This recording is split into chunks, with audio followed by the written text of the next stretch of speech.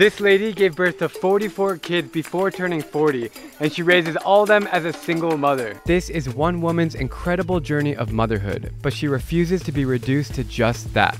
I'm heading to Uganda to meet her and hear from her kids for what is sure to be an emotional roller coaster. I crossed the treacherous land border from Kenya to Uganda. So we just crossed the border and now we're ducked into this little shop because it's pouring rain. And then hitch a ride 4 hours into the center of the country to meet my local friend who knows where to find Mama Uganda. Harriet and I are in a market in a nearby town and we're gonna pick up a bunch of goods and supplies for Mama Uganda. Yeah. We got 6 kilos of beef. The bones are flying off and hitting me in the face. Oh, we just bought a whole thing of matoke, which is kind of like plantains. Very heavy. Oh! I say tomato, Harriet says tomato, and that's because they have British English here, right? Yeah, we speak British English. We say tomato. What are you doing? I'm checking whether they are ready. All the fruit in Uganda is super fresh because we're close to the equator and it's really tropical and humid outside. This has got to weigh like 30 pounds. Everywhere you go in Uganda, there's kids that come up to you and smile. Hello. This little shop is perfect. It has everything we want to buy from Mama Uganda. Salt, sugar, flour, cooking oil, beans. I'm excited to bring it all to her and meet the kids. So we got about a 2.5 hour journey to reach Mama Uganda, starting now. We are getting close to Mama Uganda's village. There's a school right in front of us. We're gonna head in and see if anyone knows her or where she lives. The reason why Uganda is so significant in this story is because Uganda is actually the youngest country in the world. More than 50% of all people in Uganda are under the age of 18. What's your name?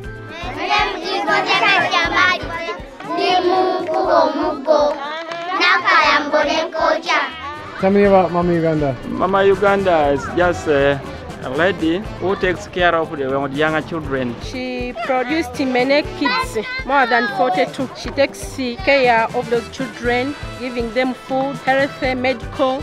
She's a hero. We have finally found Mama Uganda's house. Hi. Nice to meet you. Mama Uganda, you're a superstar. I've heard so much about you. Never forget. And she's not yet a star. We actually brought you a lot of stuff.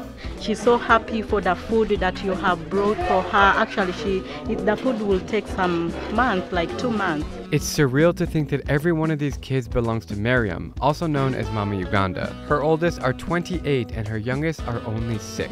As a single mother in her early 40s, how on earth does she do it?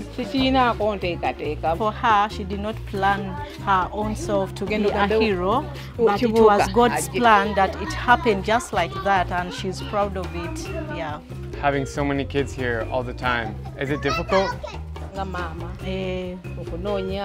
The biggest struggle that she has is to complete the school fees and medical, food. Sometimes they lack food. Mama Uganda's story is a sad one. Forced into marriage at 12 years old, she gave birth 16 times to quintuplets, triplets, and twins before getting abandoned by her husband to raise all 44 kids on her own while working 3 jobs. I wanted to dig deeper and learn more about the reason she's so fertile, a medical condition called hyperovulation as a result of enlarged ovaries. They told her if she doesn't give birth to those kids or to those eggs, she will have those fibroids. The fibroids will damage her uterus. Got it. Yeah, and she will not be able to survive for a long time. At what age did you have your first kid? So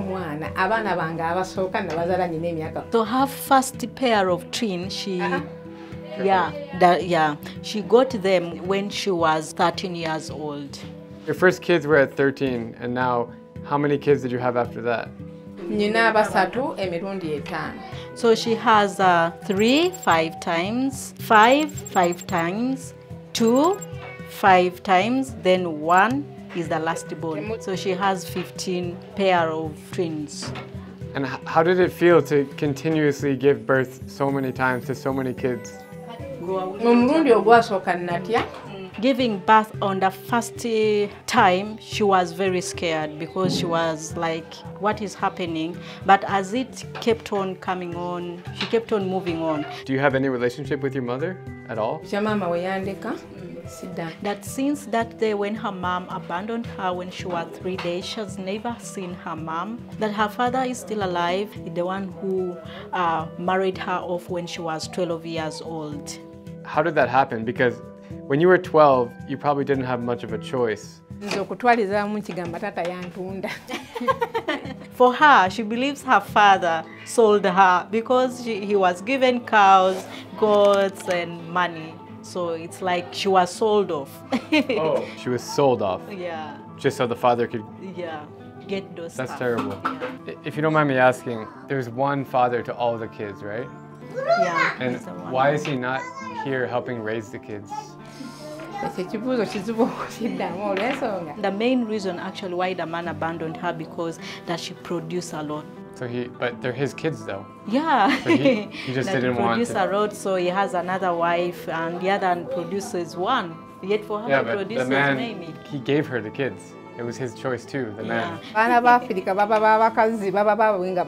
Most men over here in Africa, they don't like taking care of their kids. They take care of them when they have grown up. Like for us ladies, they know, yeah, she's going to bring dowry at home, you know?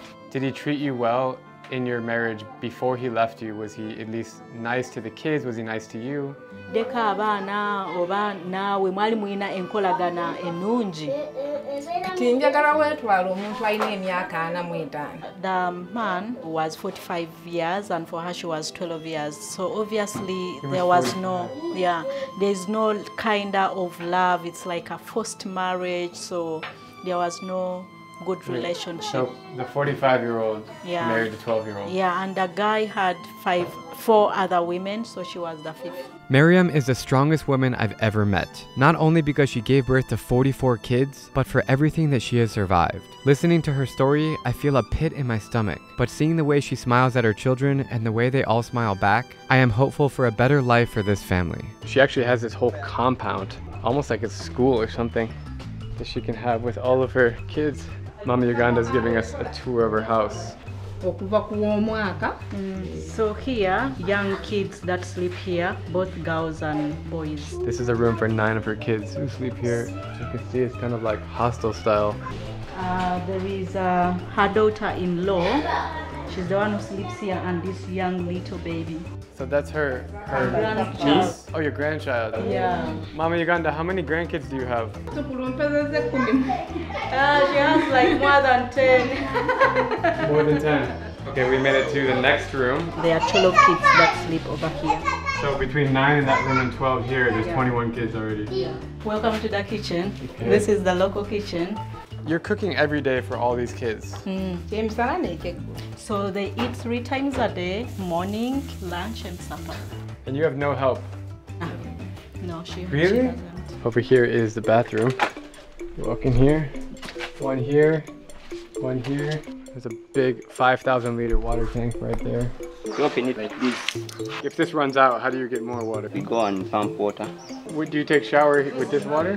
Yeah, we use this water to take shower. Is this drinking water too? Yeah, we can drink it, also cooking food. We're having a little watermelon party over here with all the kids. This is like one of the best watermelons. It's so sweet.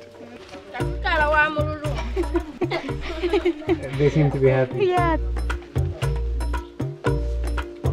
Mama Uganda, is it good? When they cook here for all the kids, they have to use a pot that big so they can make enough food to feed 40 people. So the reason why you see them kneeling while peeling matoke, it's a tradition here in Uganda. You have to respect food, so that is a sign of respect. What makes you happy in life? Her children make her happy. And also watching the soaps. Even wrestling. Even wrestling. Roman Reigns. Roman John Cena. Mama Uganda's maternal instinct is evident even towards me. While she is cooking, I get a chance to sit down with some of her older boys. What is it like to grow up with so many brothers and sisters? Sometimes it's bad, but we cooperate and we love each other. Are you like really close with all of your Yeah, siblings? we are so close. We are so close and we love each other. So Do you fight with them? yeah, we don't fight. We fight sometimes, as you know, brothers and sisters always quarrel sometimes. And the most difficult thing, school fees is too expensive. Yeah, and for now we are at home because of school fees. The mom doesn't have school fees to pay for us. How much is the school fee? As me, I pay 200k. For 1 year? Yeah, not for 1 year, each term. Each term? Yeah, Semester. Ugandan shillings. What's the best thing about having so many siblings? You can't be bored. Always, yeah, you can't be bored when you have many brothers. What's your favorite game to play? I not play football. You like football? Yes. You play with your brothers? Yes. What do you like about your mom? She loves us. Do you love her? Yes. What do you want to be when you grow up? I want to become an engineer, like in US, those big countries. And also, I want to tell you that I have a YouTube channel. That's awesome, man. What's the name of your channel so people can follow? Yeah, it's called Mama Uganda and Family. Awesome, man. I think it's a great idea. You're 17. Yeah, I started YouTube when I was 26. So you already have like 10 years to start on me. After bonding with Mama Uganda's son, he wants to show me his gaming business, which sounds really innovative. People come here and play games. Yeah. Oh, like, so you pretty much run like an arcade. yeah, 500 each. So this is PlayStation 2? Yeah, this is a PlayStation. We'll be making some small money which can help our family. When I grew up, I used to always play PlayStation 2. Okay, that's nice. Yeah. Yeah, and it came into my mind because we have very many young people. He went to Kampala to buy it, and now he charges for people to play, and then he helps support with food and stuff. That's really cool, man. I need to pay 500 because I'm playing. Okay. I'll give you 1,000 for 2 players. Thank you. It's your business. I gotta donate. Okay. I'm the guy on the left. Okay, let's go. I feel like I'm a kid again playing PlayStation. Dude, you're good, man. I lost. Good game. It was pretty fun to battle against Miriam's son, even though I got my butt kicked. Now we are heading into the nearby town to check out Mama Uganda's small business and learn how she's able to afford raising her kids. I can feel the rain coming and you can hear the thunder. And it's the middle of rainy season right now, so hopefully we're gonna get there in time. It's crazy when you see her walking with all of her kids. There's like so many of them behind her. She holds hands with them. And everyone is happy, super happy. Are you kind of a local celebrity? Do people know you because you have such a big family? Everyone knows. Everybody knows her. If you could say one message to mothers out there, how to be a better mother, what advice would you give them? All the mothers out there, you should learn how to take care of your children because a child is never a mistake. Even if a man abandons you, at least the little you have, you can share with your kids. We should probably start running because it's about to start pouring rain. We're all soaking wet right now. Just running. Ah! As they say in Africa, when it rains, it pours. Woo! I found one spot with shelter.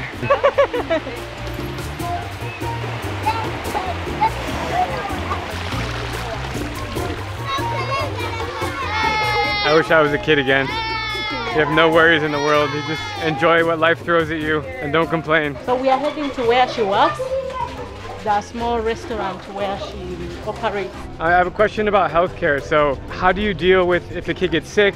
Which hospital do you go to? You know, how they get general healthcare. When a kid falls sick, she takes them to private hospital. But doesn't it get really expensive with so many kids? Most of the time she buys the drugs and keeps them, and also she gets local herbs and boils them. If a kid gets sick, she gives them either local herbs or the real medicine. We're just walking in the town here and all of our kids are just scattered, running around. Like this whole place is a playground. So this is your restaurant? Yes. We're in the back kitchen and it's pouring rain outside again. The kids somehow knew we were coming here and they all showed up at a restaurant. Yeah, she's cooking for other people who are coming to have morning breakfast and also lunch. What are you making? Matoke, chere. She's preparing meat, chicken, fish, matoke, sweet potatoes, rice, all the local foods. How are you able to cook for other people and your own family every day? That she's a hard-working woman. After preparing food here, she will go back home and also prepare for her children. It is just about dinner time here. All the kids are gathering around, sitting next to Mama Uganda. They've been cooking this food for the last few hours, and you could see the size of the pot is huge because he has to feed all the kids here. And this is 3 times a day. And look how much food is needed for each meal. And Mama Uganda has spent the last half hour dishing out everyone's food. And she's making sure all of her kids are fed. It's pretty incredible to witness. And what a scene. This is breakfast, lunch, and dinner like this every single day. This is really tasty. It's pilau. The original pilau comes from Uzbekistan. Did you know that? No. The first pilau, yeah. Ah. This rice is super flavorful. Different vegetables, spices, really tasty. Mama Uganda, how do you feel when you see all your kids happy and eating? So it's very happy to see that her kids are happy. This makes me happy also. You should eat now. After literally an hour of giving food to all of her kids, she's finally eating for herself. It is a beautiful thing to experience how kids all over the world will be kids. And I'm having a moment of gratitude for being here to tell this story. Mama Uganda is a warrior, a survivor, and a true legend. And I think it's really important to pay closer attention to African mothers and their needs. These children are the future, and I'm excited to continue watching them grow for years to come. That was amazing. Uganda is a lovely country. It's a country of youth, and that's it. The youth is going to run the world soon. So that's why I came here to tell this story. Thank you guys for watching. It's been a pleasure, and I'll see you in the next video.